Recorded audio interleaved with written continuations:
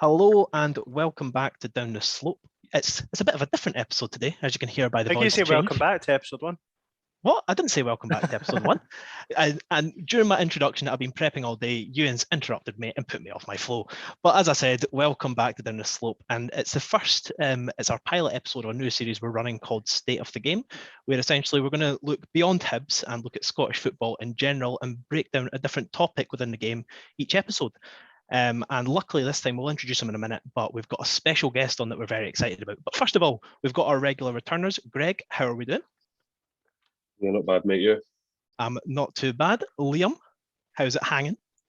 Doing well, doing very well, thank you. And Ewan, how are you getting on?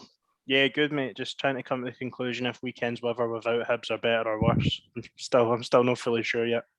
Yeah, they feel bad at the time, but then you remember how Hibs are playing at the moment, and it's definitely a bit better. But as I mentioned, we've got a special guest on, and I think it's fair to say, it's not an understatement, a legend of Scottish football, especially in the Twitter sphere. And we've got old firm facts joining us today. Adam, how are you doing? I'm great, thanks. I really like that introduction. Thanks for having me on. Our pleasure. But as I mentioned to you before we started, we like to ask a new guest for the first time, just an icebreaker question to get to know you a bit. Obviously, you like to cover Scottish football and all its glorious silliness. So, since the start of the pandemic, which was 2019, 2020, I don't know, what is the silliest moment in Scottish football, in your opinion, that made you laugh the most?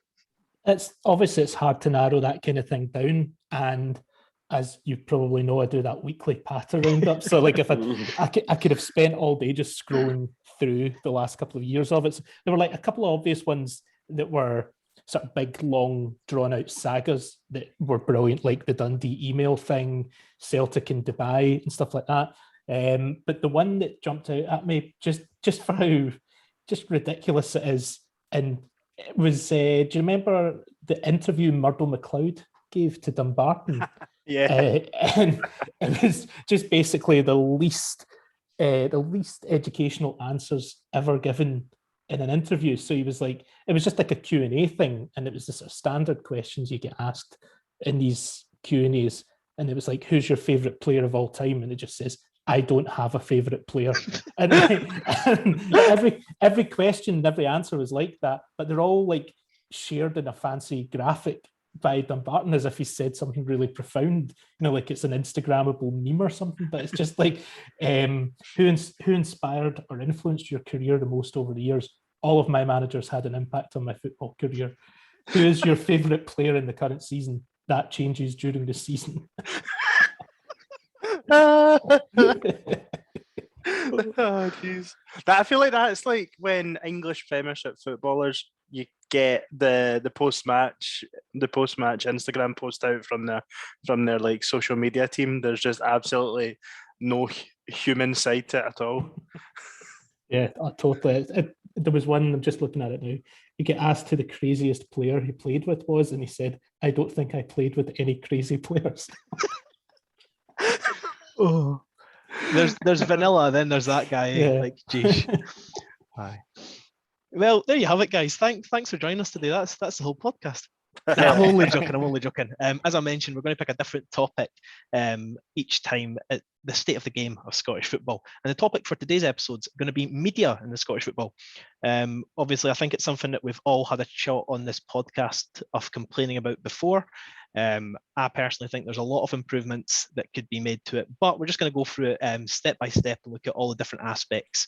So first of all, probably the key thing for bringing money anyway, the broadcast deals. So the first broadcast thing we're going to break down a bit.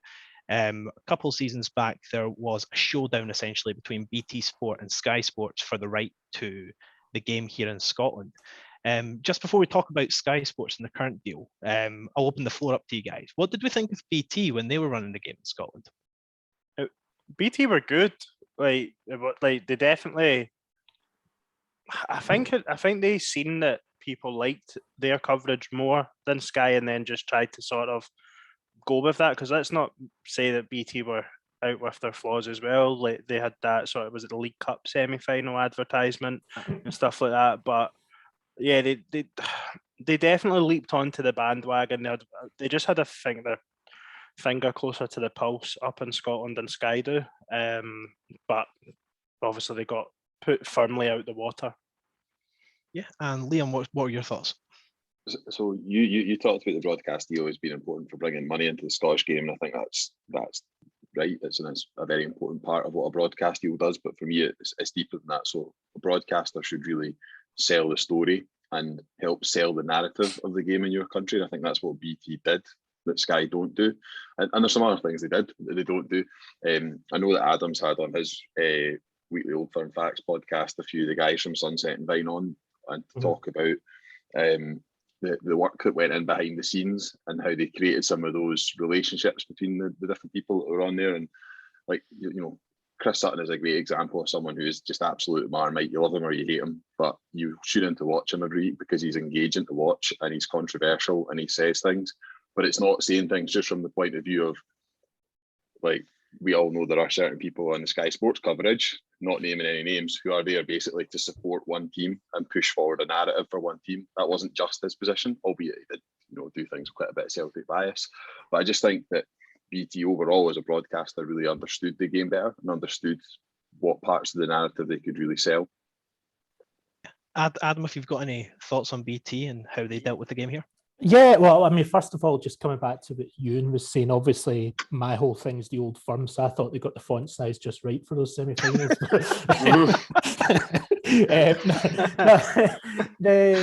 With BT, pretty much what Liam was saying, I've had Grant Phillips from Sunset and Vine was on a couple of weeks ago with Emma Dodds, who's been on a couple of times. Rory Hamilton's been on. They all play a part or played a part in what made BT Sport really successful and kind of innovative in the way that it was covering Scottish football. Just small things that are now kind of adapted across the board of like having the pundits all on the pitch, chatting away, having a bit of a laugh pitch side. And no, they weren't the first to do that, but they made it just a slightly more informal, less kind of cliched, stuffy way of approaching the game. Then you'd get those sort of daft moments like the pre-recorded bits with Chris Sutton getting halved by Stephen Craigan or whatever, you know. But it all just kind of felt like the people who were running it were doing it with the fans in mind. It wasn't just like there's a template for how to do a live broadcast, we follow it and move on to the next one. It was actually, you know, how do we sort of translate that pub feeling, that feeling of like the way you talk about the game in the pub, how do we translate that to a television broadcast while still obviously remaining professional? And yeah, I thought it was a really big loss. And obviously you still see with cup games and certain other games, those personnel are still involved, but yeah, it was a shame that they were beaten out by Sky. I think, sorry, Greg, I know you must say it. I think what BT almost thrived on was the fact it felt like they got second choice on games as well. So obviously, I don't think they ever covered a Celtic Rangers League game. They obviously eventually got the League Cup final that was probably their sort of crown jewel. I think it was going to be one of their last games as well. I want to say it was in the last season that they had coverage. But I think because they got the games like the Dundee derby, they had a few Edinburgh derbies, but even like, you know, like I want to say they had us v Motherwell on at Fir Park and stuff like that. It meant that they were giving television time to at the time when they clubs weren't, while still talking about Celtic and Rangers, but obviously it wasn't as focused on that. And obviously they had like the Scottish Football Extra and stuff on like the Friday night, and at the time, which to give Sky some credit, they aren't doing this year, Sky were doing 15-minute build-up. And, you know, and like that's where you get your benefit out of a TV deal and promoting the game. Like, I know it's not everyone's cup of tea, but at the end of the day, the TV company don't control what happens in the 90 minutes. They can only control what happens out with it. And just BT had a nice squad or roster, if you like, of pundits. It always felt quite fresh. I want to say sometimes even had 4 pundits on. You know, like they're sort of regulars and more specified ones, whereas Sky's just a bit stale, I feel. They always felt like they'd done their homework going into those games. It didn't feel like it was, you know, the first time they were hearing a Dundee player's name. It felt like they'd all done the work. They were familiar with them, and it wasn't just sort of spouting cliches about it or just vague, you know, assessments of the squad. It was actual, you know, they had the research was there, and then they were so confident in what they knew about the teams that they could still have a bit of a laugh while they were talking about it. One of the things that Rory Hamilton said was, it's like regardless of who's playing, he basically spends the week feeling like he is supporting those teams. So that's reflected in his enthusiasm when there's a goal. It's not a case of, he's going through the motions. He's sort of immersed himself in those teams for the week leading up to it. And I don't know, I just feel like that kind of research and passion, it really sort of came through in a way that Sky doesn't always do. Although, to give them credit, I think the coverage has improved. Yeah, no, absolutely. I think a key thing with BT Sport is the opponents to the likes of Celtic and Rangers weren't presented as the opponents, they were presented as actual teams. So like if they were playing against Dundee, it would be Dundee, here's a breakdown of Dundee. It wouldn't be Celtic's opponents Dundee and here's how Celtic need to break them down, which I feel is kind of the angle that Sky Sports pitch it at. Yeah. But we've touched heavily on BT Sport there. We'll stop tooting their trumpet for a moment. Greg, we'll come to you. We've not heard much from you yet. Sky Sports, I think quite a main gripe is the fact that it's pretty transparent that they've got two teams that bring in their views for them, so they prioritise them. What was your first reaction when you heard that the Dundee Derby and the Edinburgh Derbies, the third one of the season, weren't being shown? The Edinburgh Derby one was actually okay because it's a 3 o'clock kickoff on a Saturday, so you can get well tanked up before it. For me though, I think that it's always just there to suit Rangers and Celtic. I think there was a stat last season of how many games Rangers and Celtic fans had to pay for through pay-per-view or whatever, and it was massively different to what every other club had to pay for because the other clubs weren't really shown on Sky as much. Hibs seemed to be on the telly every week at the start of the season, but that dwindled out, and you've got losers like Chris Boyd that only want to peddle one agenda, and he isn't balanced in his opinions. He's probably very forceful towards Rangers, but I just feel like Sky are just miles off it with their pundits, with the way they go about it, with their coverage of Scottish football. Like going back to BT, they still have a weekly show on the Scottish League, and I like that. I think that they always want to be involved. That I was really disappointed when Sky got the deal because it's amateur hour with them. There's only one league really, and that Sky matter about, and that's English Premier League. They're not really, don't really seem to be too arsed about Scottish football, which I felt like BT did. They had a very much personal touch. So I just think Sky's a bit of a sham, to be honest, and the coverage is very poor. And not sorry, not to dig them out too much, Adam, but obviously you tend to highlight some of the funny moments that have happened on Sky Sports across the years. I think the most bonkers one, correct me if I'm wrong, it was Hibs were playing against Kilmarnock at Killie Park, but it called the Stadium Tynecastle. It had the Dundee United badge instead of the Hibs badge. Like, what's the most daft thing off the top of your head, apart from that, you can think of that Sky Sports have done? Well, there's been a million ones where they've got names and badges wrong. And I think the sort of the standout for me is when they were interviewing Derek McInnes in the boot room at Pittodrie, and it just came up Pep Guardiola.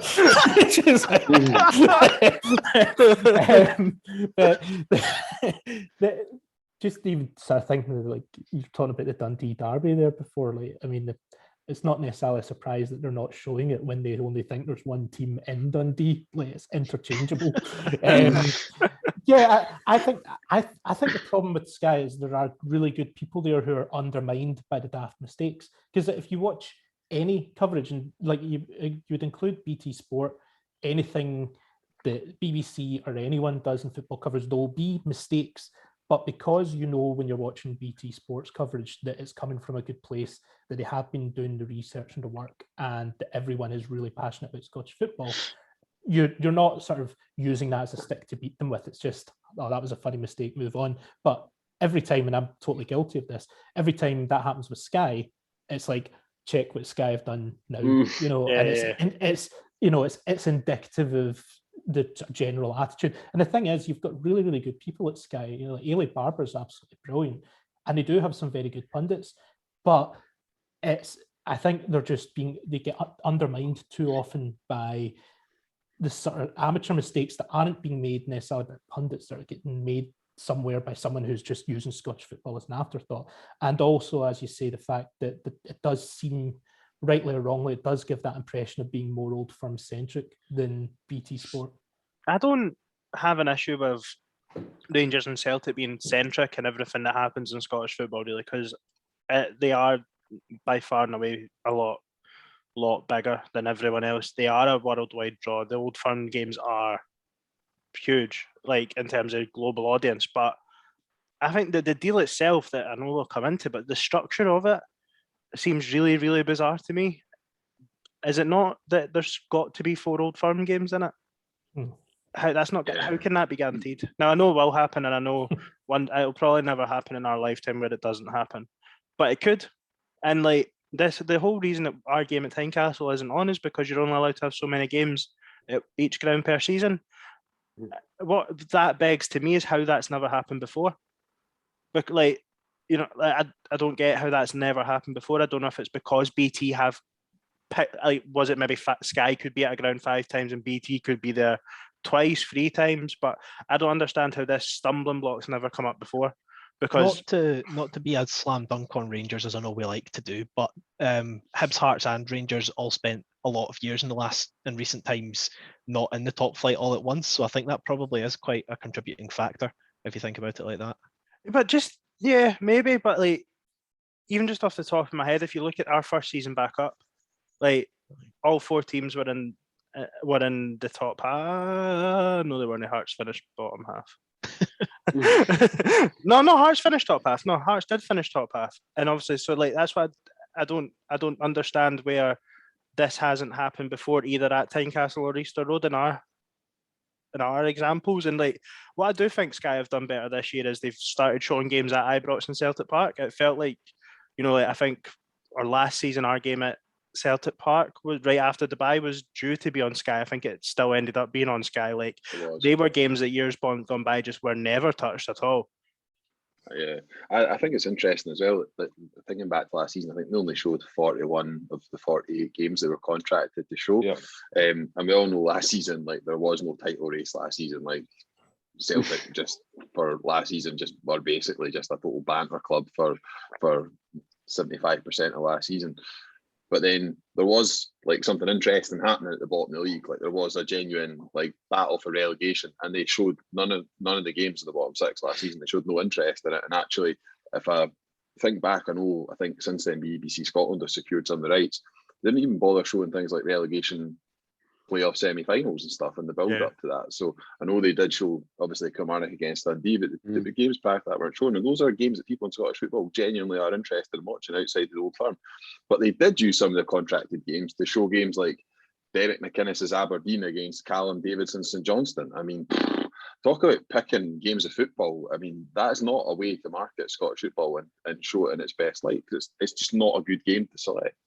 The thing as well is that obviously I'm not behind the scenes at Sky. I don't know, you know, how their budgets work and all the rest of it. But I think when you're talking about, say, relegation games, you don't have to be a fan of the 2 teams involved to know that that's going to be an entertaining game. If you've got 9th against 10th in the Premiership getting played in the pissing rain, and there's 3 red cards and all the, and you know, they're desperate for the points. That's a game everyone in Scotland's going to have an interest in. You know, that you just need to tell that story. You know, in the pre-match build-up and the adverts leading up to it and all the rest of it. You don't have to have a Celtic or Rangers involved to sell that to people.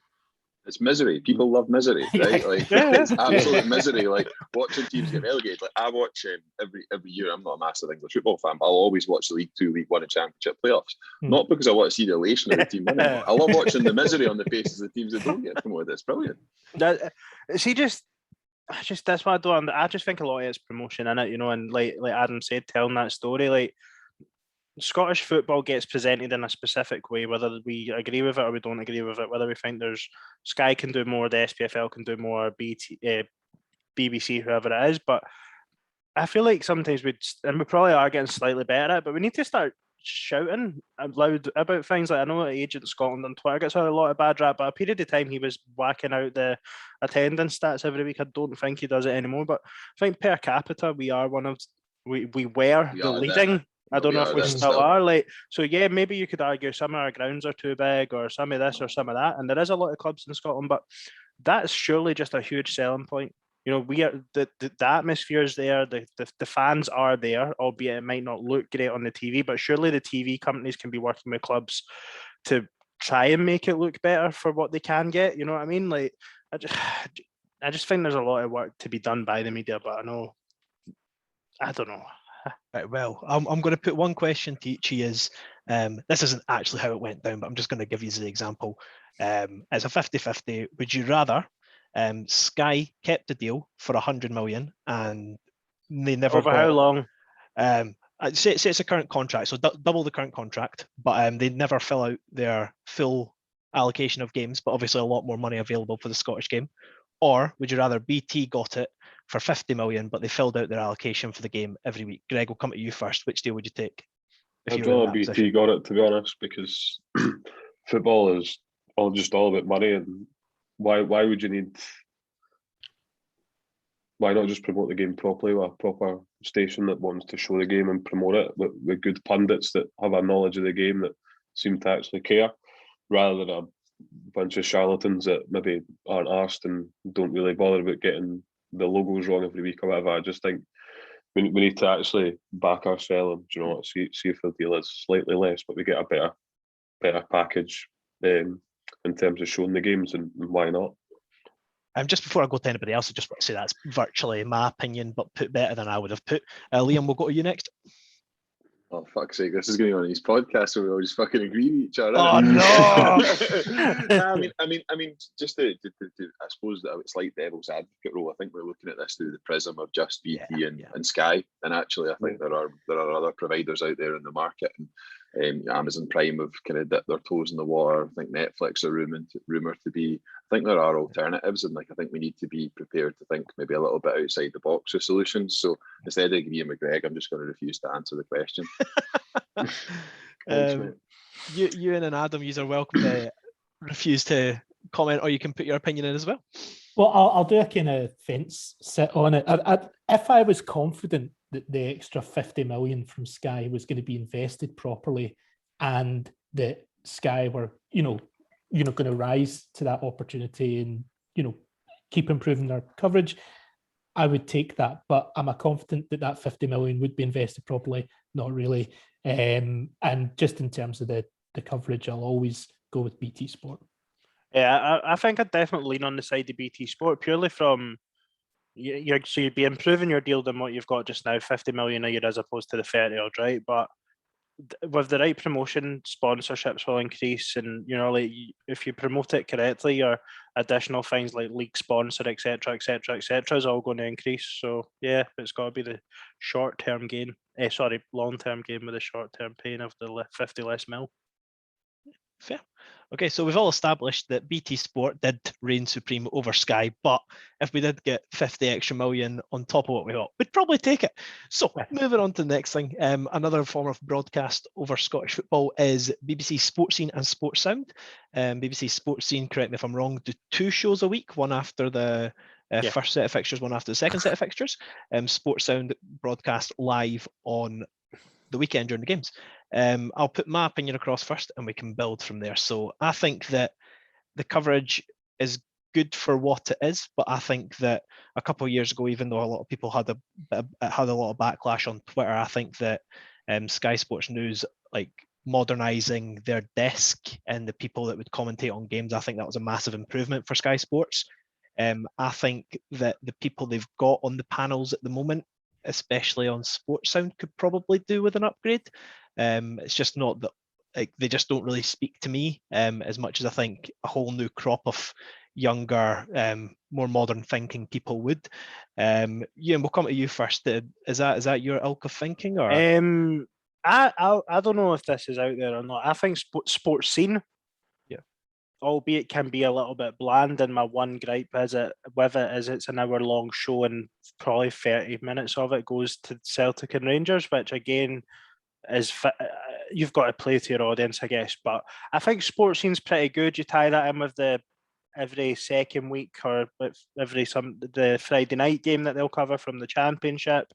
I think Sports Scene's fine, and I really enjoy how easy it is to access in terms of it's on at 7 o'clock on a Saturday, later on the Saturday, and then I think the same on the Sunday. Like, Sports Scene's fine as far as I'm concerned. It could maybe do with more time on air, but I don't know if that's due to the BBC or if that's just due to the broadcasting deal or what. But if it had more time, it'd probably be better. Sports Sound, I listen to every week before and after the game if I'm driving to the game, or like unless I'm at the pub earlier or whatever. But when I'm walking back to the station, I definitely listen after. But that's because it's what I'm into. It's what I enjoy. I enjoy Scottish football. I enjoy listening to the stuff I like. It's the fastest way to hear Sean Maloney after the game, the opposition manager, and all that. The people that are on it, I think it does need a shake-up.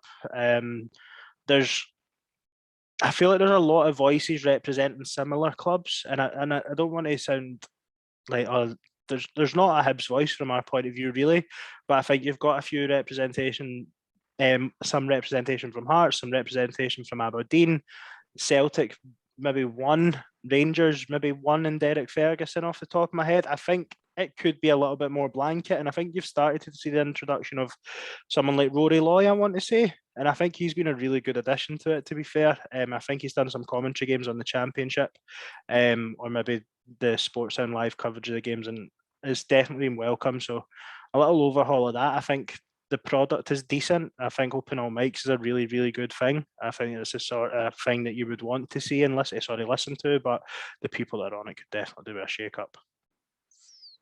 I feel that was quite an in-depth answer. Liam, Greg, do you have anything to add to that? Yeah, I feel like I think I'll let Liam fire away with the Paki Bonner example. I think it was him that flagged it.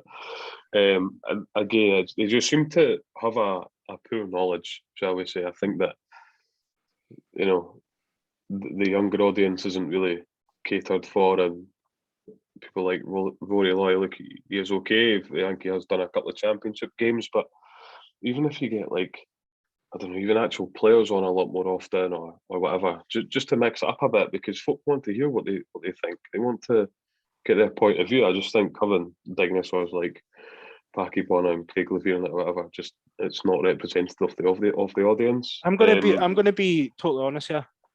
Craig Levein on Sports Sound, I don't think's been a bad addition. I think he says some interesting things, but I think he's been no too bad. Just a fair enough. Sorry, just to get us off, just to really show that we're not all about Hibs. Well, thank you for that. Sorry, Greg. That's okay, mate. Yeah, Sports Scene, I think, is trying to be almost a bit like Match of the Day, with in-depth analysis and all that, but folk in Scotland aren't asked about that at all.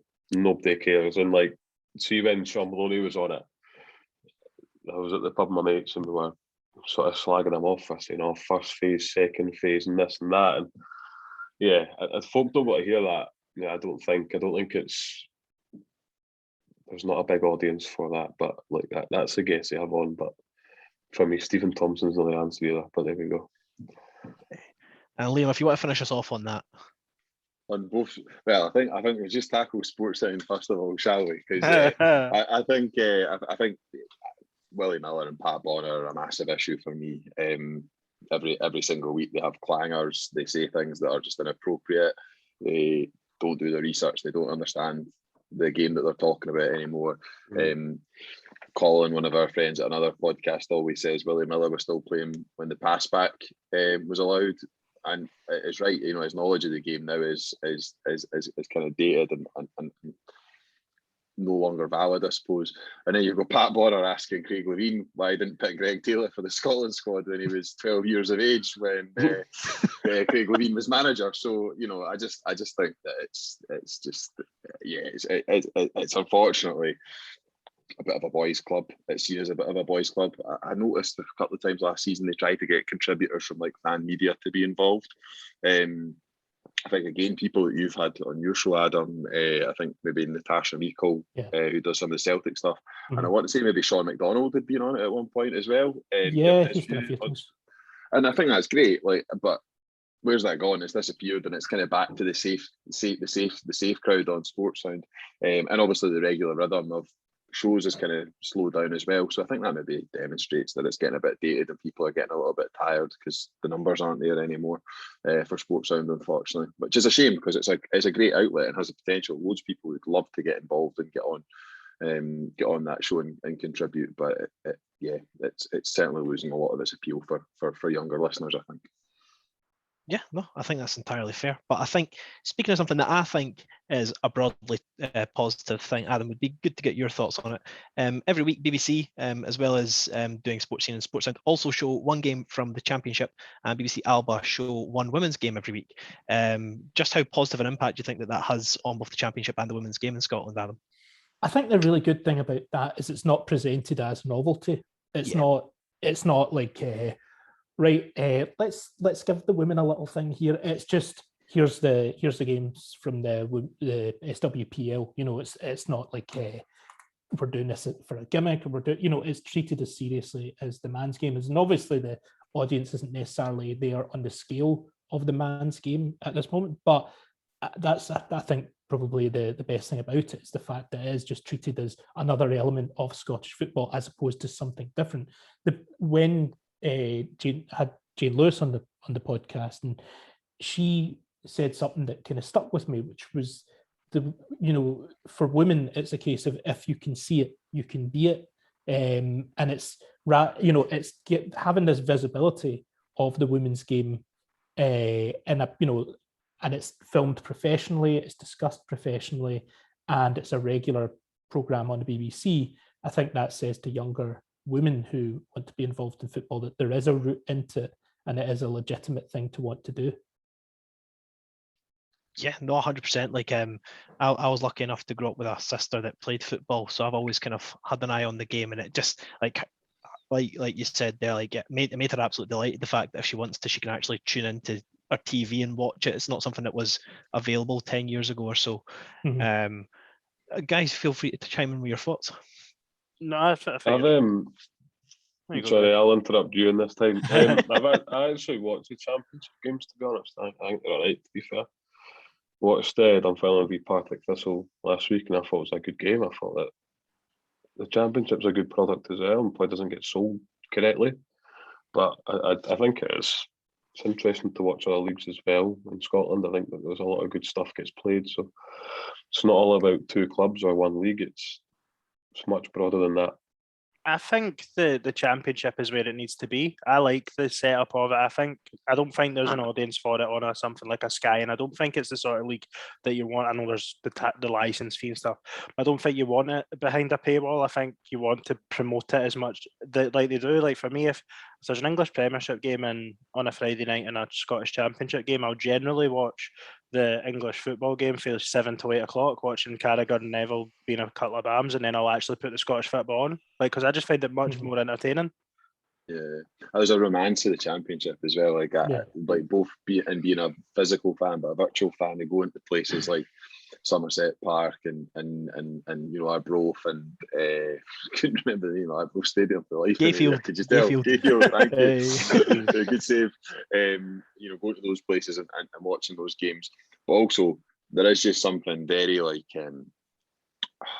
very authentic and real about watching Scottish Championship football on a Friday night in the middle of January when it's pissing down with rain, because it's like that's just what football is to so many people. And there's almost like a 50-50 chance the game's going to get postponed because the weather's so bad and the pitch is just so heavily waterlogged. It's great, it's fantastic. And I think the Friday night slot's perfect, and I think that's where a lot of clubs maybe need to, when we're getting games moved, because one thing we haven't covered is like games being moved by TV to really unsociable hours.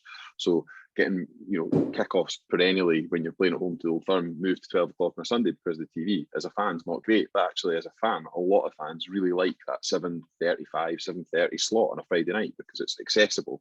Most people can do that irrespective of kind of working patterns and stuff. So I'm a big fan of the Friday night Championship football.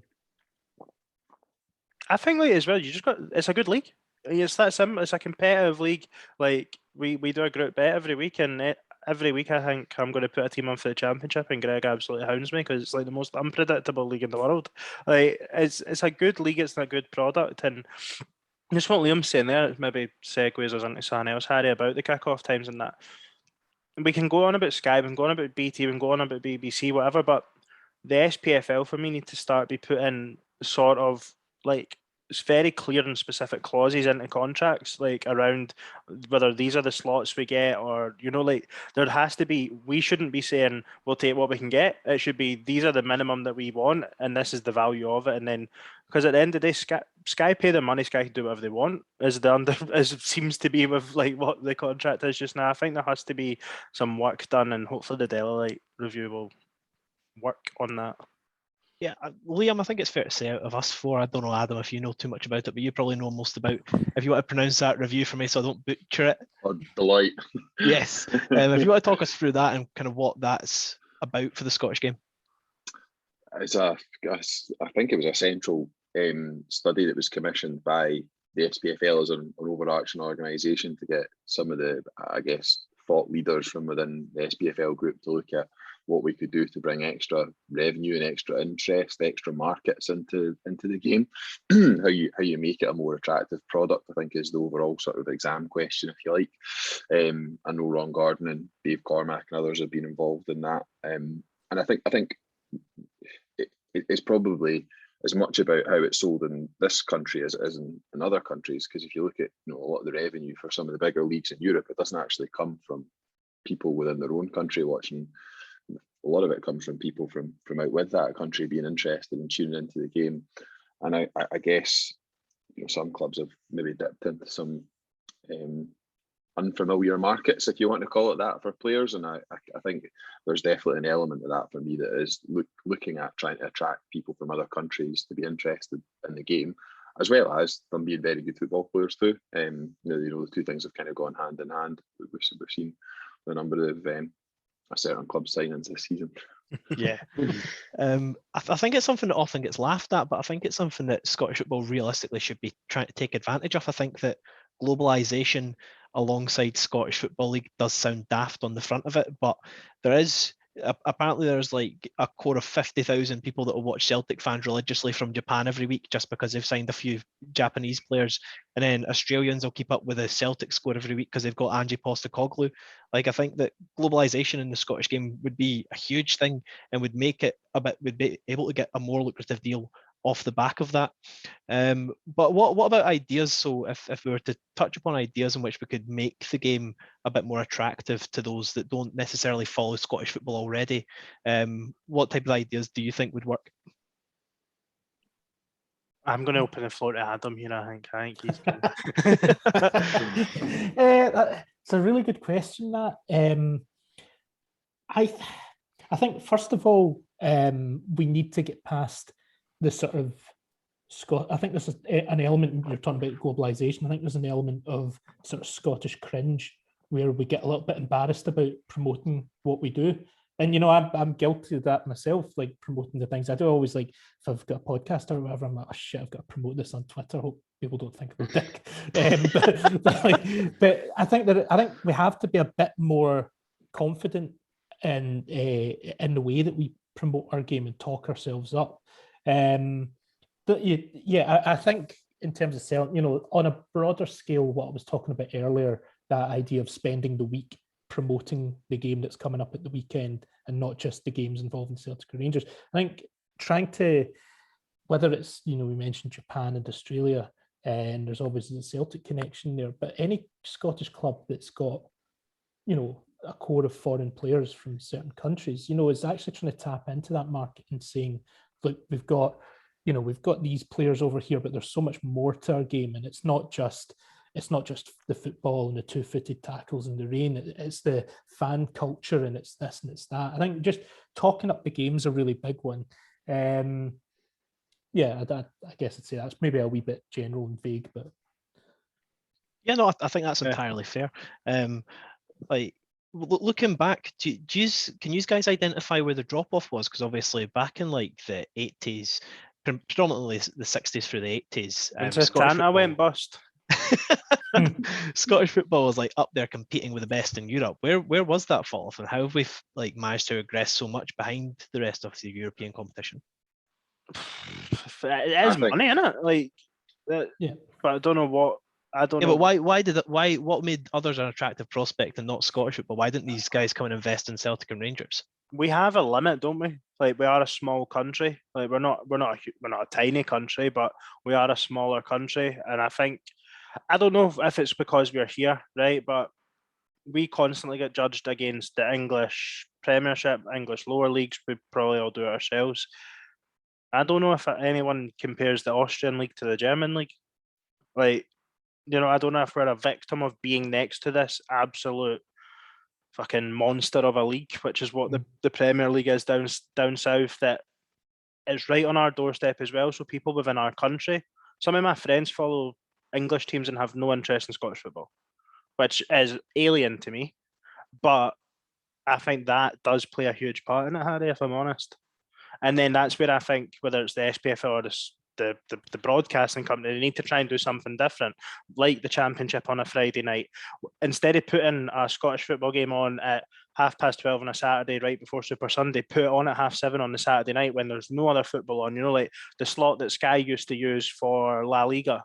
Like, put it there. I want to say they used to do that. I think the 6-2 game was a Saturday night kickoff. Obviously, I'm bringing it back to Hibs, but like, it was a late kickoff. Like, I know that because Sky don't even have that slot now for the Premiership down south. They do have it. They do currently have it again. But like, just try and be a little bit different with the kickoff times and stuff. And I know you're saying about when did the drop off come, but it did feel when Setanta went bust, like the finances drained out of Scottish football, because it sort of left us just needing to accept anything.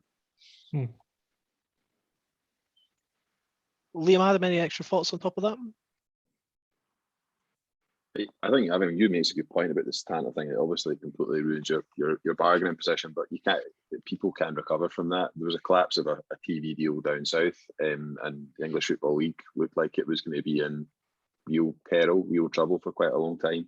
But the English Football League got back into bed with Sky, and if you look at the Championship, it's comparatively, when you compare it across Europe in terms of the revenue it brings in, it's one of, I think it's either the sixth or seventh biggest league in Europe, I want to say, despite the fact it's the second tier.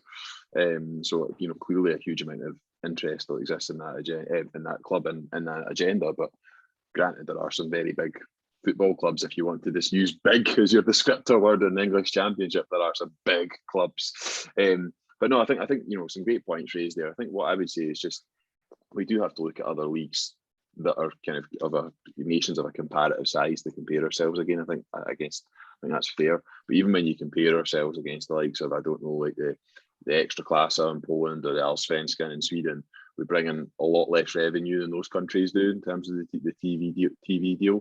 Even the Super League in Greece or the Elite Syrian in Norway, those countries, some of them have a TV deal which is double the size of ours. And none of those leagues, I think, have a product, in my very sort of warped, siloed Scottish view of things, have a product that is good as ours, or is as internationally sellable, for want of a better word, as ours. We have, as Jose Mourinho would put it, football heritage, that goes along with our product. And I think we should and can sell that better if we have the right people involved in it. But I think that therein lies the problem. I'm going to ask Harry and Greg this, if this is sorry. Well, in fact, everyone. But Harry, you asked a question earlier about 50 million or 100 million, and you don't take up the games. So when you look at per game, the Scottish deal doesn't stack up so bad in terms of value per game. The maximum, it ranks 7th in the world, like in terms of value per game. At just over 500,000 per game if they take every game that they're entitled to. The example Liam used up in Norway, just about every game in all their divisions are available, whether it's through television or streaming source. Where do you land on it? Do you need to keep, because obviously just now you've got that rule between sort of 3 and 5:30, you can't show games live on the TV. Should the Scottish football, the SPFL, be looking to maybe devalue the per game value in exchange for a larger pie? You know what I mean? At the end of it, like, so more money comes in, but do you run the risk of, because I think everyone's fear is that people don't come if it's on the telly? Well, my point of view, I've said it on Twitter a few times. I think the best course to go down, I would much rather see Scotland go independent with its Scottish football coverage. I think that we've shown throughout the pandemic that we can viably show every single game via club's own channels. I don't know if any of you guys, I know you and you do, and I know Liam, you occasionally dabble in it, but NFL Red Zone, I think, is a fantastic thing. I don't know if any of you guys have ever watched La Liga TV. Every single game is on television and can be watched. I'm a bit of a Scottish football fanatic, to the extent that I would happily spend my Friday night through to Monday night watching Scottish football non-stop. I know that's not the same for everybody, but I think until you've got a profile for clubs more than just Celtic and Rangers, I think that you need to try and work on building that out. So in essence, I don't think that money is the core that we need. I think it's frustrating that we don't have it in comparison to other countries, but I think the core thing is we need to even start with Hearts and Hibs. It's the second biggest game in the country. I think that both clubs need to have a profile that if you go down to England and speak to any Premier League football fan, if you say Hibs or Hearts, they're like, oh yeah, the team from Edinburgh. Like at the moment, maybe like 2 in every 5 will say, oh yeah, I know them. And that's just not good enough in my opinion. So what was the answer to my question? Answer to your... I think that was. No, I changed the question because I wanted to get that out. But your question was long-winded, so I didn't really grasp what the concept. Basically, right? Was. If Sky turned round and said we'll double the deal, triple the deal, whatever it may well be, but we want access to be able to show every single game live. You know, not necessarily through TV, but through Sky Go, let's say. You know, do you take that risk of totally devaluing the in-game experience, I guess, in terms of the risk of would the in-person attendances drop, but you're getting that cash flow like what they have in Norway, for example? I would happily swap the cash flow for the attendance and still staying what they are. I don't think we need to.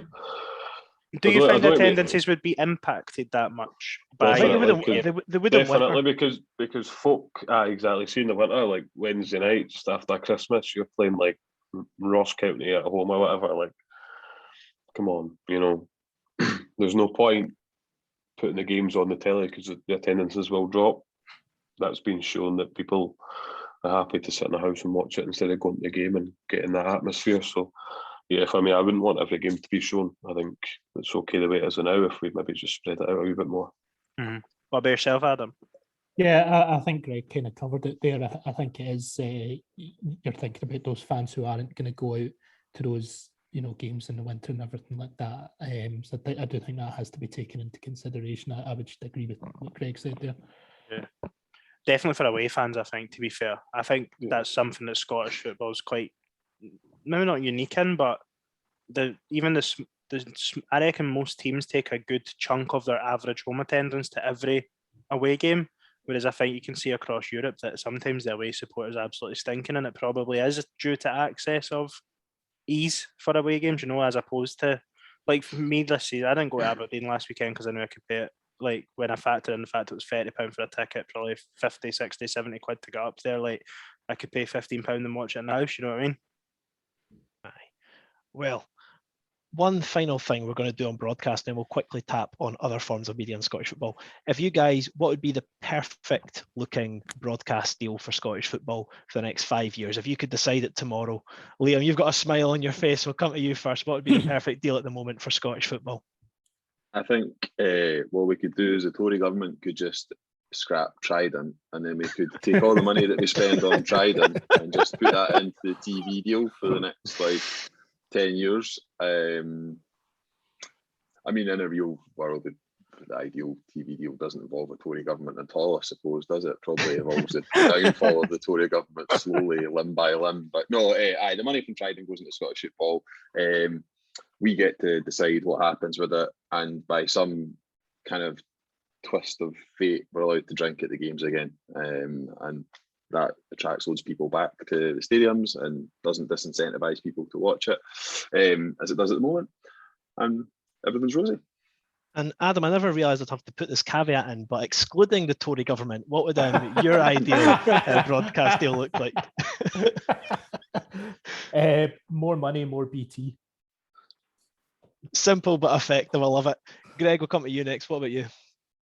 So Adam agreed with me in the last question. I would have to agree again. More money, more BT, more people that actually care about the game and want to promote the game in the positive light that it should be. Absolutely. And you round us off on that question. On top of what the boys just said, better kick-off times for the TV televised games. Something a bit unique, No, don't need to see us at 12:30 on a Sunday ever again. I didn't be telling Scottish football a bit unique. We'll be kicking off at 3 a.m. It'll be brutal. Do you know? And do you know what got a lot of criticism? I don't know if did Aberdeen and Dundee not play at 5:30 this season on a game that wasn't broadcast here, but it was being broadcast in America, and it was like a pilot. It was at Dens. It was right at the start of the season, sort of September, October time, and they were kicking off at 5:30. I'm sure it might even have been 7:30. To obviously the two American owners that were trying to do something, and it's never been done again. So I'm assuming it fell fucking flat on his face. But I just sound a bit different. With more BT and more money. Aye, absolutely. Aye, fair enough.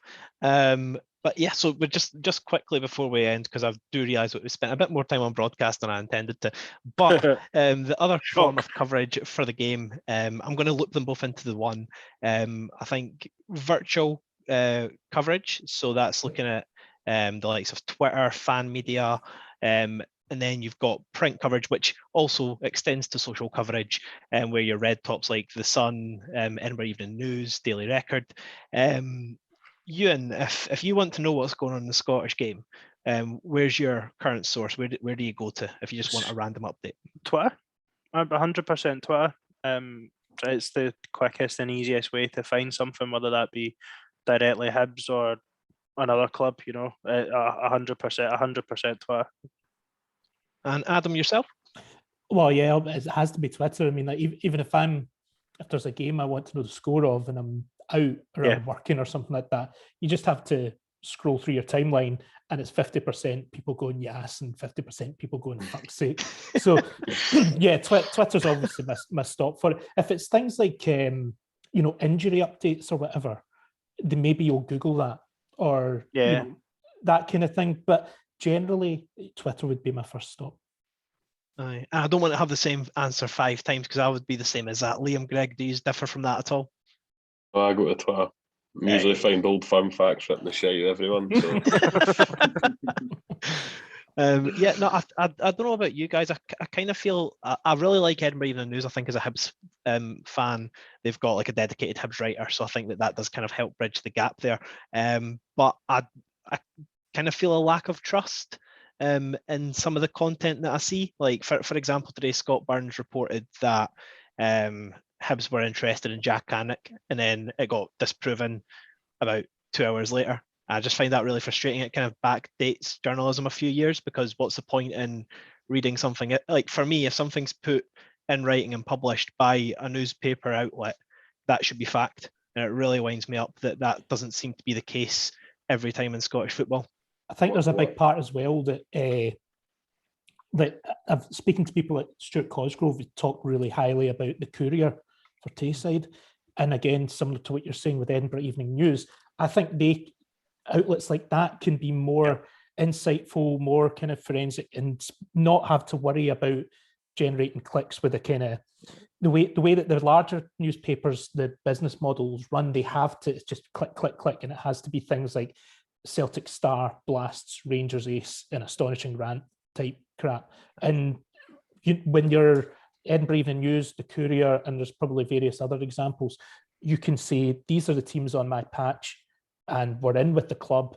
There's none of the you ask a Celtic fan about the record and there's an anti-Celtic agenda, and you ask a Rangers fan about the record, there's an anti-Rangers agenda, and there's then the mistrust between not just the papers and the fans, but also the clubs and the papers, because the clubs don't want to alienate the fans, so the club take on this kind of siege mentality where it's us and the fans against the dreaded MSM or whatever. But because of that, there's no good relationship at any part of that, and it just becomes, we're not going to attract loyalty from readers, so it's just get the clicks in with these stories about, if there's a grain of truth, then we can substantiate it and it goes out, but they don't really amount to much. Whereas if you're the Edinburgh Evening News, you can really give that kind of detailed coverage of Hibs and Hearts and build relationships at the club with people there, and it's not biased coverage, it's just more informed and passionate coverage.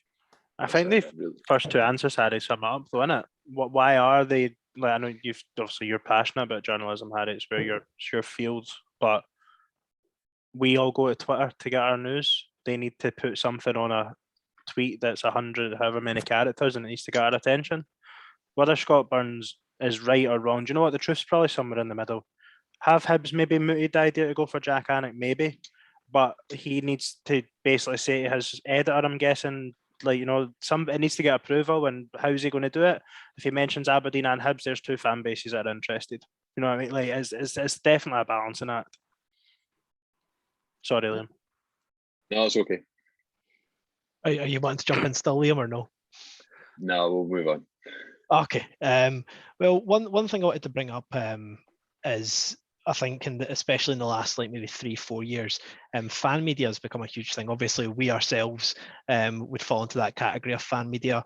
Adam, I would kind of loop you in, but with the likes of yourself and Pie and Bovril, in the sense that significant accounts on Twitter in the Scottish football sphere, I think it's a massive thing. I think that growing up, there was a few times that community was kind of lost on me, whereas now with fan media and stuff, before we started the podcast, I'd listen to Hibs talk, and then you kind of have the discourse beneath that, and then if I'm ever bored and I want an argument, I'll go on Pie and Bovril, or join a couple of threads and just start gabbing away at people. I think that the future is probably fan media.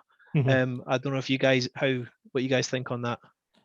Yeah, I mean, I think you're right, but I think I wouldn't want to throw the baby out with the bathwater. The thing, I can see both perspectives, because I spent a couple of years as a journalist before I quit at the Record, and it basically, I worked with a lot of good people there, and yes, I think fan media is the future, and I think this sort of clicks-based approach, the business model, I don't think that can last much longer, and I don't think it adds anything to the game.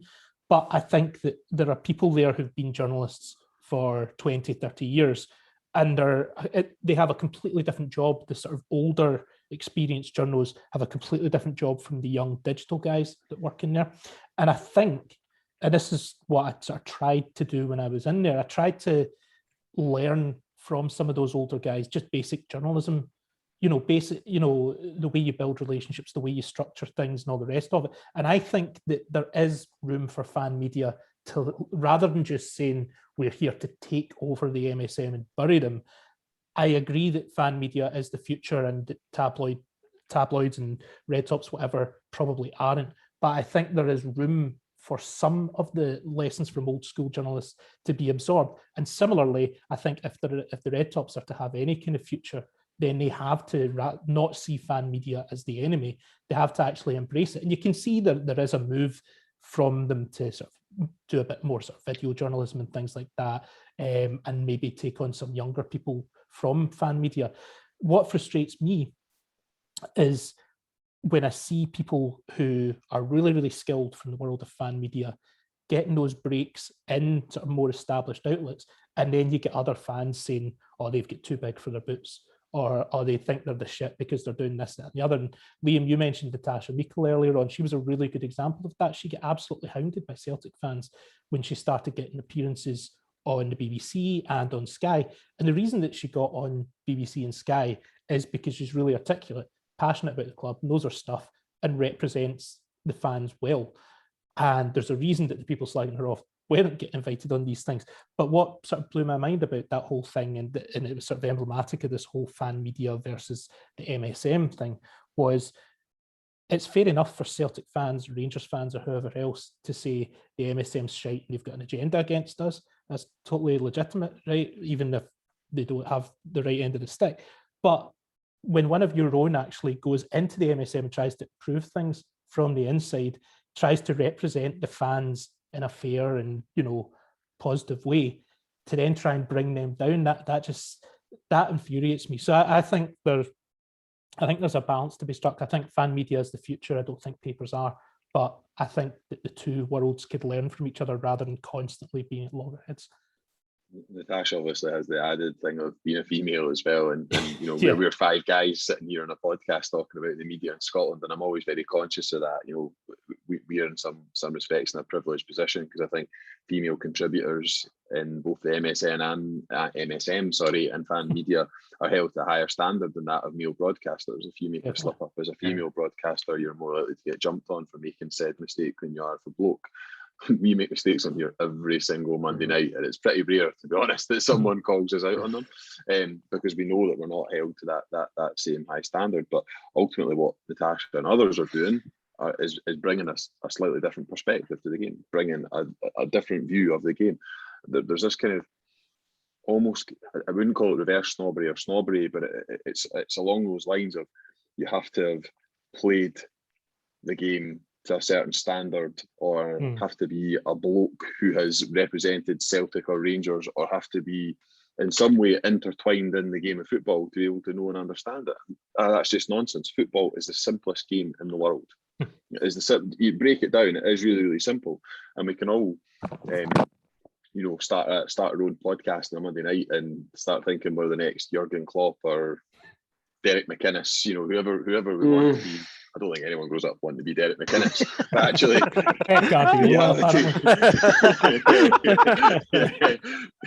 reality is, we've all got a platform where we can talk about it and share our own perspectives, however basic or however advanced that perspective might be, or somewhere in the middle where most of us land.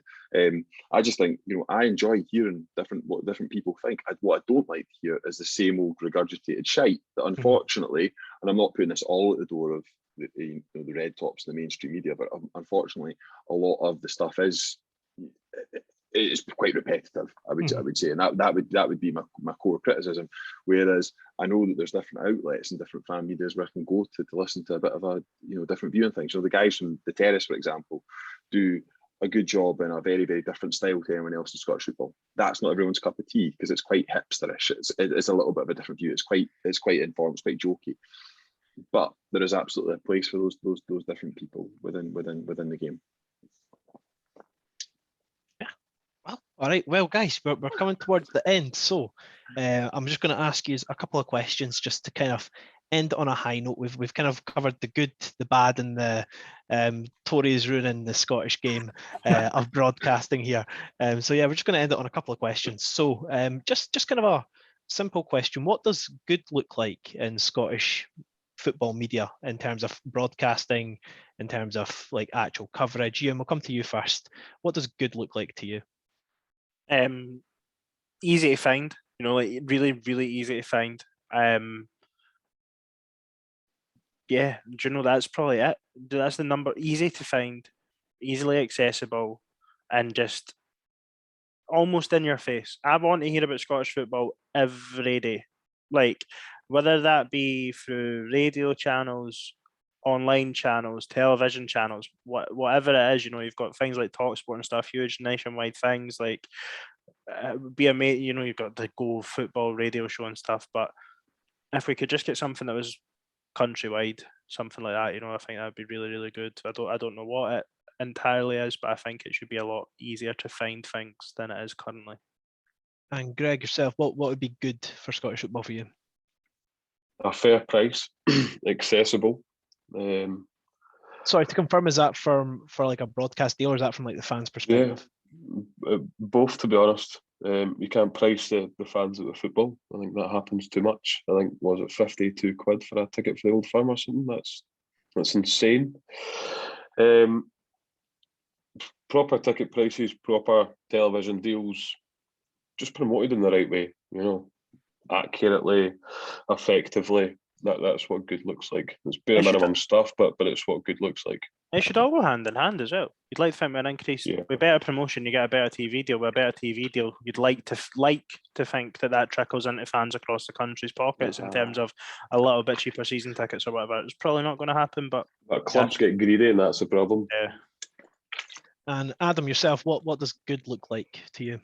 Well researched, passionate, in tune with what the fans want. So giving articulate fans, a voice within that world of the media, not pandering to the sort of lowest common denominator with bullshit.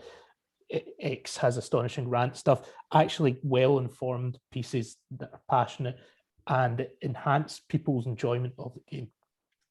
Well, thank you very much, Adam, for describing our podcast. I was just thinking he's never listened to this before, has he? Ever. No, but awesome answer. Liam, yourself. Just to piggyback on Greg's point, I think a price cap of some description for match going fans and those who don't go to matches, so that no one pays above a certain amount for the products. I think that's a really important thing. But then in terms of selling the game, for me, just hunters and hunters in narrative, like narrative. Just give me narrative with everything. So show me Dunfermline versus Ray, show me Motherwell versus Hamilton, Dundee versus Dundee United, Kelly versus Ayr. Put those games on the telly, and I tell you what, if you've got enough games left in the TV contract, maybe show Celtic v Rangers. I like it. And then one final one. This is going to be a bit more of a loopy one. If you could add one thing to the broadcast coverage that's currently missing, what would you add? And my one, I'll start us off this time.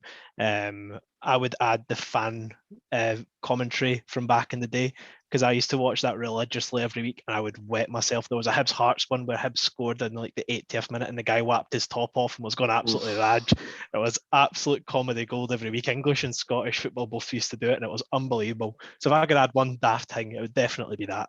Adam, we'll end on you, so I'm not coming to you next. All right, Liam, what would you think to add?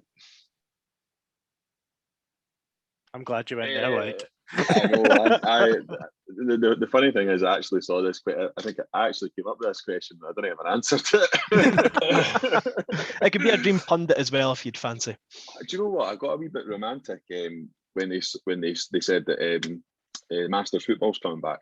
I know it's just a complete side point, but I would be all over like a Scottish football Masters at, like, I don't know, they used to do it as well, the Hydro or somewhere like that, and you get fans of all teams in there, and you know, like regionalise the competition. So it's like Hibs, Hearts, and a couple other sort of clubs from the east in it, and then Glasgow Celtic, Glasgow Rangers, Partick Thistle, and another Glasgow team, Clyde.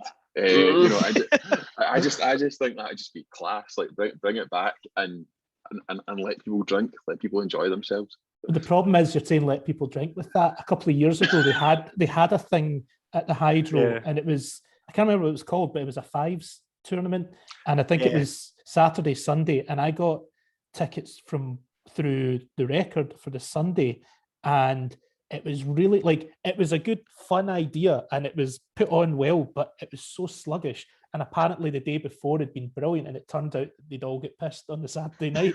So it was like they were all just playing with a hangover. The figure that there was another issue there, Liam, as well, because that obviously couldn't be organised by the SPFL when you're talking about putting it into different areas of the country to regionalise it, given the state of the League Cup group stages.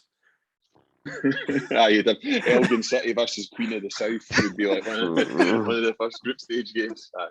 Very good. Harry, I've not got a fucking clue, mate. Well, you what if, who would be your dream pundit that would be on the box every week, or dream commentator? It's going to be too obvious to say Alan McCoist, but I'm going to say I really like Rory Hamilton. I think he should be. I think he's maybe got under contract with Sunset in time, but if he could be intertwined, him and Ian, because I like Ian Crocker as well. Maybe if they could just be a little bit more rotated, like both under contract with Sky, would be fantastic.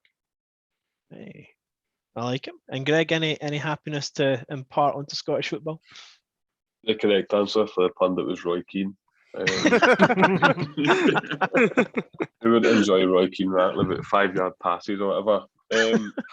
I think similar to your idea, Harry. Even having two fans on the panel or whatever, let them battle it out. That's what folk want to see. Scottish football's always been known for being quite tribal, so why not have that in the pundits as well? I'm now thinking of like a properly staunch Rangers fan sitting beside Chris Boyd, whilst out and out Celt sits beside Chris Sutton. Imagine, like, who would you try and restrain in the studio if that went down at an Old Firm game? Goodness. But speaking of Old Firm fans, Adam, end us off. What would you add to Scottish football just to make it that bit more perfect? Mic up the refs. I think if you can mic up the refs and have basically an audio version of that penalty to Rangers meme.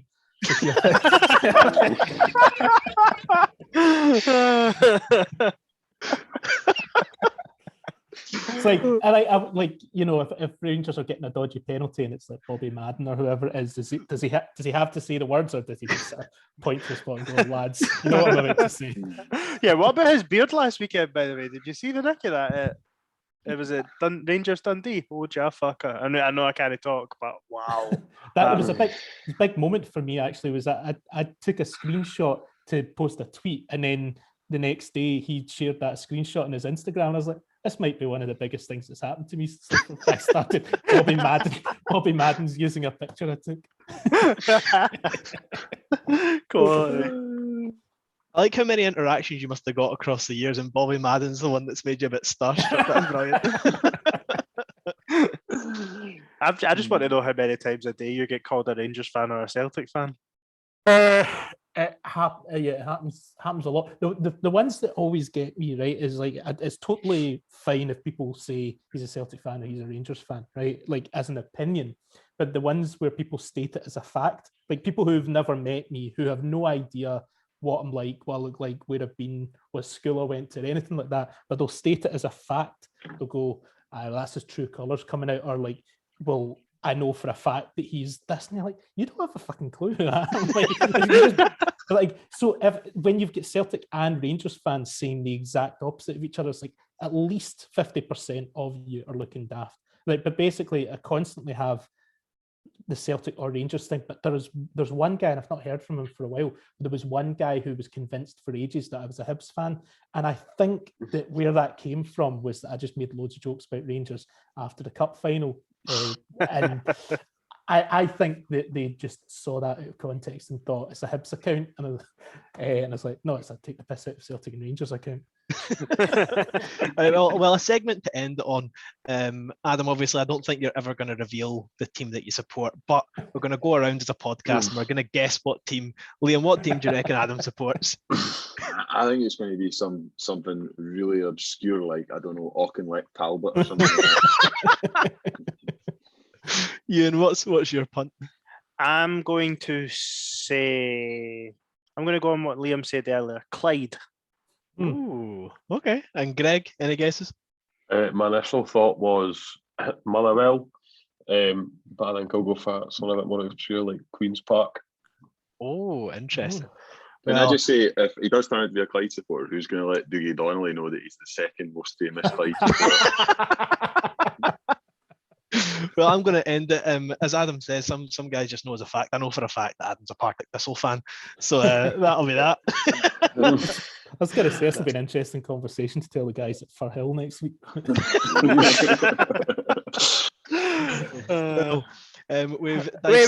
Wait. What do you eat when you're at Firhill? What's it? I'll just pick up something at a vegan cafe in West End. Well, in our very down the slope way, which was somewhat structured but lost halfway through and then kind of came back in the end, we covered media and Scottish football. This was the first episode of State of the Game. Adam, thank you very much for joining us. Thanks a lot for having me on. No, our pleasure. And guys, thank you very much. Cheers. Thank you, mate. Cheers.